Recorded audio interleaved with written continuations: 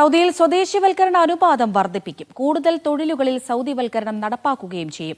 മാനവശേഷി സാമൂഹിക വികസന മന്ത്രാലയമാണ് പുതിയ നീക്കം വ്യക്തമാക്കിയത്.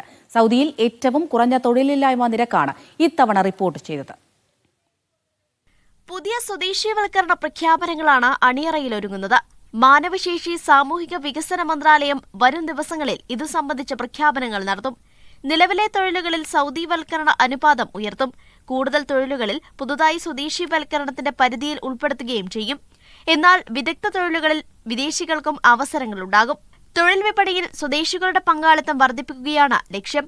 മന്ത്രാലയം അണ്ടർ സെക്രട്ടറി മാജിദ് അൽ ദുഹവിയാണ് ഇത് സംബന്ധിച്ച പ്രസ്താവന നടത്തിയത്. തൊഴിലില്ലായ്മ നിരക്ക് ചരിത്രത്തിലെ ഏറ്റവും കുറഞ്ഞ നിരക്കാണ് ഇത്തവണ സൗദിയിൽ രേഖപ്പെടുത്തിയിരിക്കുന്നത്. 7.1% നിരക്ക് കുറഞ്ഞു.